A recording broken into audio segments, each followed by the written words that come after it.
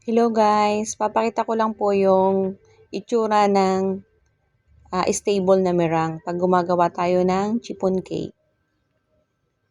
Ayan, at saka make sure po na malinis yung lagayan niya, walang bahid ng oil.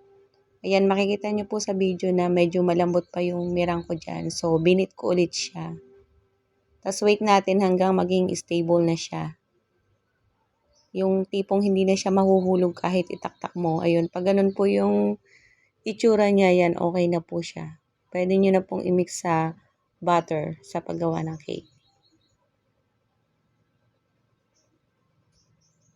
Ayan, beat lang po natin hanggang sa makuha yung tamang consistency. At maa-amaze po kayo pag talagang naging napa-stable nyo na yung meringue nyo. Ayan, matigas na po. Hindi na po siya nahuhulog. At kahit itaob, okay na siya.